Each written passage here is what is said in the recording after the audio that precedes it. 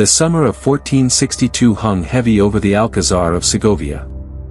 Inside the royal chambers, draped in silk tapestries embroidered with golden thread, 8-year-old Princess Isabel of Trastámara, daughter of King Enrique IV of Castile, tossed restlessly in her bed, her skin burned with fever beneath the fine linen sheets.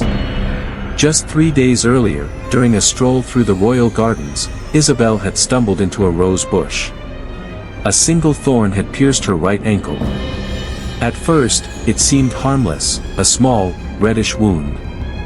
But now, it had swollen into an angry ulcer, seeping yellow fluid and filling the room with a foul odor that grew stronger by the hour.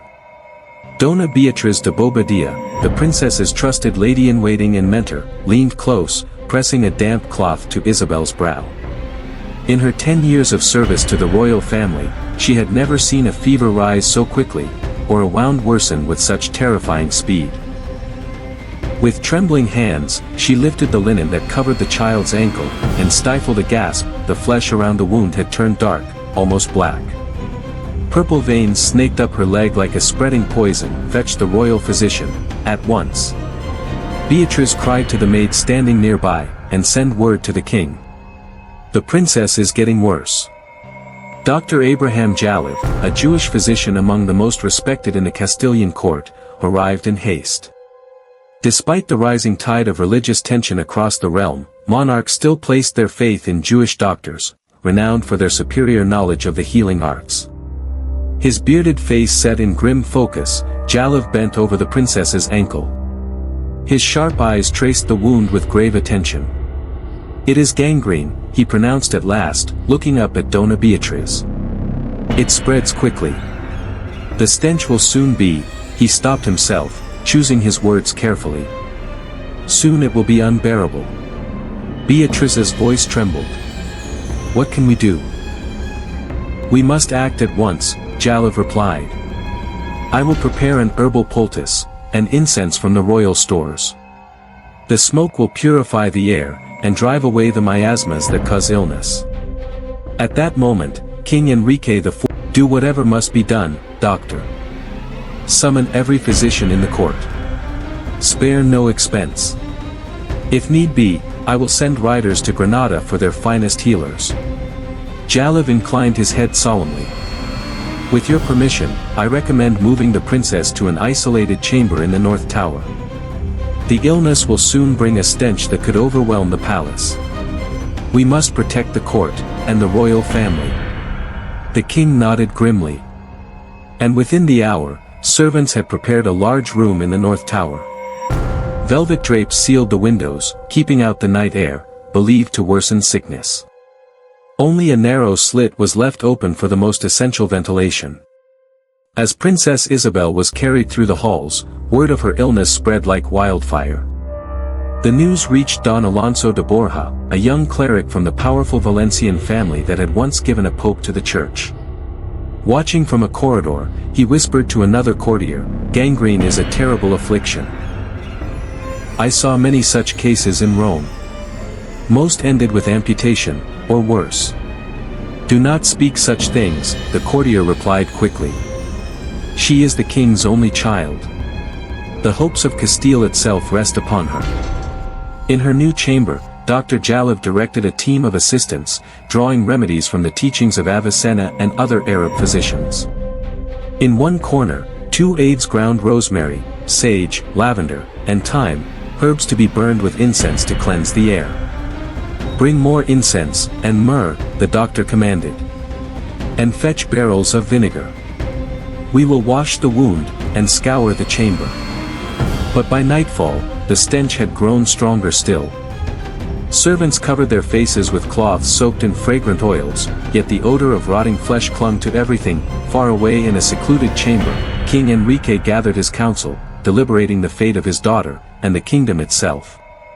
Beatrice gently moistened the young princess's lips with rose water.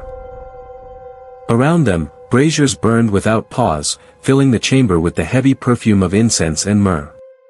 Yet even those sacred scents could not mask the creeping odor of decay. It was beginning to seep into the walls, the tapestries, into the very stone. "Everything will be fine, little one," Beatrice whispered, though her eyes betrayed the truth. The doctors are wise. And God is merciful. Outside the chamber, 2 guards kept silent watch. One, a hardened veteran of the wars against the Moors, leaned toward his companion. "That smell," he muttered. "I know it from the battlefield. When a wound turns black and reeks like that, few survive." "Do not speak so," the younger guard replied. Just before midnight, a new figure arrived, Diego Rodriguez, a surgeon from the Brotherhood of Saints Cosmas and Damian, summoned from Toledo. Unlike physicians trained in the universities, surgeons learned their craft with their hands, performing the bloody, brutal operations that scholars considered beneath them. Rodriguez was a man of large, scarred hands and steady eyes. He entered carrying a heavy wooden chest of instruments. One look at the wound, and his weathered face tightened. "The gangrene has advanced too far," he murmured. "We should have acted sooner. All the teachings of Galen and Avicenna will not turn this back now." Jalvi spoke first, his tone clipped and certain, bloodletting and poultices, to balance the humors. Rodriguez raised an eyebrow. "With respect, doctor, I've seen too many wounds like this on the battlefield. Humors and bloodletting have their place, but here." He gestured toward the blackened ankle. "The rod is moving upward. By tomorrow, it will reach the knee." The tension between them was palpable. 2 men, 2 schools of medicine, clashing over the life of a child. Beatrice stepped forward, her voice steady but urgent. "Gentlemen, the king has commanded you to work together. Put aside your quarrels, for her sake." Reluctantly, both men agreed. Rodriguez spoke again. "I propose we open the wound, drain the corruption, and pour boiling oil to cauterize the dead flesh." Jalvi paled. "That would be agony, and more danger than cure." "More dangerous," Rodriguez countered, "is to wait." Before Beatrice could reply, a third voice broke the silence. Ibrahim al-Shadabai, a Moorish physician from Granada, rare in Castile's tense climate, spoke calmly. "In Granada, we have treated such cases by blending both your methods. We make small incisions." In the center of the chamber, bathed in wavering candlelight and clouds of incense, Princess Isabel lay motionless, unconscious, unaware that the choices made around her would decide her fate. As dawn broke over Segovia, the North Tower remained shrouded in silence. The 3 physicians had worked without pause through the night, following al-Shadabai's proposed treatment. Small incisions in the princess's ankle released a dark, foul-smelling fluid, which attendants collected in silver basins and hurried away. Yet despite the constant burning of incense and aromatic herbs, the air grew heavy with a sickly sweetness that seeped into the adjoining corridors. Servants moved in and out carrying fresh water, vinegar, and clean cloths. Each wore kerchiefs soaked in rosemary oil, desperate to mask the stench that clung to the tower. Elsewhere in the palace, King Enrique IV sat rigid in his private study, his gaze fixed on a map of his realms, though his mind was far from matters of state. Every hour, a messenger brought word from the tower. "How is the princess?" the king asked at the latest report. "Her fever remains, Majesty," the courier replied cautiously, "but the physicians say the incisions have drained some of the corruption." He wisely omitted mention of the odor that spread through the halls. The king nodded slowly, his voice low. "Has the envoy from Avila returned?" "Not yet, Your Majesty. He is expected before midday." Meanwhile, in the North Tower, Dona Beatriz de Bobadilla refused to leave Isabel's side. Her eyes, red from sleepless nights and smoke, followed every movement of the physicians. Jalvi checked the girl's fading pulse, while al-Shadabai prepared a fresh mixture of honey, vinegar, and powdered myrrh. Rodriguez meticulously cleaned his instrument. As Beatrice began to weave the words of a Castilian legend, the doctors withdrew to a shadowed corner. "The smell is worse," Rodriguez muttered. "That is no good sign." "It is true," al-Shadabai admitted, lowering his voice. "But these remedies need time. Honey and myrrh are powerful, but not instant. We continue the treatment through the day," Jalvi decided firmly. "If there is no clear improvement by nightfall, the king must be warned. Amputation cannot be avoided." Reluctantly, the others agreed. Beyond the chamber walls, the corridors of the Alcázar buzzed with whispers. Some claimed the princess was cursed. Others murmured of divine punishment. The more superstitious accused Jewish and Moorish influences in the court of drawing down God's wrath. Don Alonso Deborah, the young and learned cleric, listened with growing frustration as rumors spread through the corridors. What afflicts the princess is not a curse, he told a knot of courtiers, but a natural illness. One that requires skill and knowledge to treat. Then why, one man challenged, can the finest doctors in the realm not cure her? They say the stench from the tower is like the very breath of hell. Alonso's jaw tightened. It is the scent of dead flesh, not of demons. Medicine, though advanced, still has its limits. But his reasoned words fell on deaf ears. Many crossed themselves and hurried away, whispering fearful prayers. By midday, the news had spilled far beyond the palace walls. In the streets of Segovia, citizens gathered outside the cathedral, praying fervently for the young princess's life. The bishop himself led a solemn procession through the cobbled avenues, bearing relics and chanting litanies. Workshops closed, guild members joined the throngs, and bells tolled across the city. Even the Jews of the Aljama district, excluded from Christian rituals, watched with genuine concern. They knew well that the fate of the child was bound to the kingdom's future.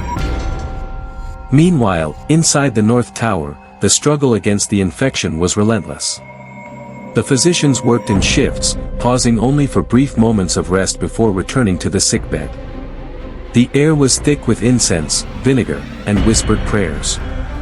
Then, in the still heat of mid-afternoon, something happened no one expected. Beatrice. I had a strange dream. A lady in white told me, it wasn't my time. Beatrice's throat tightened. It was the Virgin, my child. She's watching over you. Jalil, noticing the change in her tone, stepped forward. He checked Isabel's pupils, then her pulse. This moment of clarity is a good sign. It may mean the fever is breaking. The physicians carefully unwrapped the bandages. All three leaned in. The blackened skin hadn't spread since morning. The drainage was lighter. Al-Shadab spoke cautiously. The gangrene seems to have stopped advancing. Rodriguez nodded. The purple lines haven't climbed higher. That's promising. They spread fresh honey and myrrh over the wound, rewrapped the ankle, and ordered more strengthening broth, and diluted wine with honey. News of her sudden lucidity spread quickly to the king. He came at once. Before entering, the chamberlain pressed a lavender-soaked cloth to his face, though the odor still reached him. Enrique approached the bed. His regal composure faltered when he saw his daughter. Isabel. Her eyes opened at his voice. Father, forgive me for falling into the rose bush. I didn't mean to worry you. He clasped her small, fever-warm hand. There is nothing to forgive, my dear. Just focus on getting well. My ankle hurts less, she whispered. But, there's a strange smell here. Beatrice quickly answered, it's the incense and healing herbs. The doctors burn them to help you recover. The princess accepted the explanation, closed her eyes, and drifted back into sleep. The king turned to the physicians, voice low. Her true condition. Tell me plainly. There is cautious reason for hope, Majesty, Jalil said. The spread has halted, and her mind is clearer. But the next 24 hours are critical. And, the smell. The whole tower reeks. Rodriguez spoke bluntly. It's unavoidable. If the treatment holds, the odor will fade in time. The king's jaw tightened. Then seal the windows. Burn more incense. And the prayers in the city must continue. God and medicine must work together for her salvation. That afternoon, the envoy returned from Avala with word. Queen Hannah was riding to Segovia, expected at dawn. The news unsettled the doctors.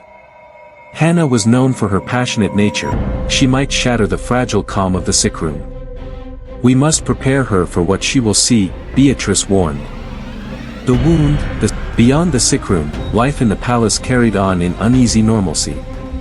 Councils met, diplomats were received, but all beneath a hush of suspended breath. At midnight, in the city below, hundreds gathered in the square before the Alcázar. Candles and torches flickered as the people kept vigil for the child princess. When the king heard of it, he ordered food and drink carried out to the crowd. In her chamber, Al-Shaddib kept watch. The fever seemed less fierce now. Her breathing, steadier. As Al-Shaddib laid a cool compress across the wound, he noticed something new. The edges showed a faint, healthy pink line. The first sign of separation between dead and living flesh. Then Isabel's eyes fluttered open. The pain, it's different, she whispered. Different how, Highness? Al-Shaddib asked gently. It was like fire before. Now, it feels like needles. It stings. The Moorish physician hid his smile. This was often the first signal of true healing. On closer inspection, the drainage was healthier, the border between good and bad tissue sharply defined. This is very good news, he told her. She gave the smallest nod, then slipped back into a more peaceful sleep. At once, Al-Shaddib sent word to his colleagues. Jalil arrived first, eyes alight despite his fatigue. She spoke of stinging. Yes, Al-Shaddib confirmed. And the line of demarcation is clear. Jalil examined the wound himself. A rare smile crossed his face. Promising indeed. The honey and myrrh are working. When they entered the chamber, a wave of heat and smoke made Hannah blink. But her eyes found only one thing, the small, pale thorn beneath fine linens. The fever's toll was written in Isabel's thin face. Hannah moved to her daughter's side at once, knelt, and took the child's hand. Isabel, she whispered, your mother is here. At the sound of her voice, the girl's eyes fluttered open. A faint, unmistakable smile appeared. I knew you would come. Hannah bent, pressing her lips to Isabel's brow. Nothing could keep me away. The queen's presence seemed to shift the very air of the chamber. Known for her fierce resolve, she listened intently as Jalil, Al-Shaddib, and Rodriguez explained the treatments and the progress made. If this regimen is helping her, Hannah declared, then you have my full support. Only keep me informed of every change, no matter how small. Over the day, Isabel's fever continued to ease. The swelling remained, but the spread of the rot had stopped entirely. For the first time, the physician spoke of moving from crisis care to the hope of recovery. The dead tissue will separate naturally, Rodriguez explained to the king and queen. It will leave a scar, but far better than the alternative. At these words, Hannah's face went pale. You considered taking her leg, Hannah said, her voice low. As a last resort only, Jalil answered carefully. But thanks to God, and to the remedies, we never reached that point. Word of Isabel's improvement swept through palace and city alike. The cathedral bells rang in thanksgiving, and those who had kept vigil in the square lifted their voices in song. For many, her survival was nothing short of a divine sign. Within the tower, the heavy use of incense lessened. Windows, long sealed against the night air, were opened at last, letting the summer breeze drift through. Smoke was no longer a desperate cover, but a choice, a ritual of healing. With each passing day, Isabel's mind grew clearer. She asked after her lessons, her companions, even the affairs of the kingdom. To the physicians, it was proof her humors were finding balance once more. Within a week, the chamber itself felt transformed. The endless procession of servants with steaming basins and rolls of linen dwindled to a few focused visits. The 3 doctors, once stationed at her side without pause, now rotated in shifts, allowing the room a rare sense of normalcy. Soon, Isabel was able to sit propped against her pillows. When can I walk again? She asked Jalil one morning.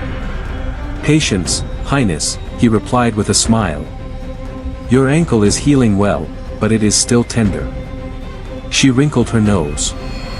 I've heard the servants say this room stank terribly. Is it true? Isabel asked. Hannah, seated nearby with her embroidery, answered calmly. It's true, my child. The illness caused a foul smell. That is why we burned so much incense. Isabel thought for a moment. And that's why the windows were closed, to keep it in. To protect you from bad air that could make you worse, the queen replied gently. The girl nodded, then turned to Jalov. Doctor, what exactly is gangrene? And how did you treat it? Caught off guard by her seriousness, he glanced at Hannah. She gave a small nod. It is when part of the body becomes corrupted and the flesh dies, Jalov explained. Yours began from a small wound that became infected. We drained the bad humors, used honey and myrrh to halt decay, and balanced your blood with small bleedings. And the incense? Isabel pressed. Does it truly heal, or only hide the smell? Jalov hesitated, then answered honestly. Both. It purifies the air, and it makes the stench easier to bear. When I grow up, I want to learn more about medicine, Isabel declared. It seems important for someone who might one day rule. No one in the chamber could know how prophetic those words would prove to be. 2 weeks after the crisis began, life in the Alcázar had nearly returned to its rhythm. The princess was moved back to her own rooms, summer breezes sweeping away the last traces of incense. Her wound, though still bound in clean linens, was healing well. Dead skin sloughed away to reveal tender new flesh. The physicians marveled at her swift recovery, crediting early intervention, the combined skill of 3 healers, her youth, and, as Rodriguez added, the hand of God. Isabel herself seemed changed. Her questions now carried a curiosity and resilience beyond her years. At her request, the king granted her a small herbal manuscript, and Al-Shaddib was commanded to remain at court, a decision that stirred whispers. Then the sound of trumpets rang through the courtyard. Beatrice went to the window. The Duke of Albuquerque has arrived, she reported. Moments later, a messenger confirmed the king's order, a celebration for the princess's recovery. Banquet and justs, to be held in 3 days. May I attend? Isabel asked, her eyes alight. The king has agreed, Beatrice smiled. So long as you remain seated, and do not tire yourself. Preparations filled the palace with new energy. Though still under careful treatment, Isabel was swept up in the excitement, hearing of arriving guests, treasured gifts, and the games to come. During one visit, Jalov told her, the scar will remain. But your ankle will be as strong as before. Will I dance again? She asked hopefully. In time, yes, he assured her. Al-Shaddib added with quiet pride, I have made an ointment of rose oil and aloe, to soften the scar and keep your ankle supple. Isabel smiled. Then I'll be ready for the next feast.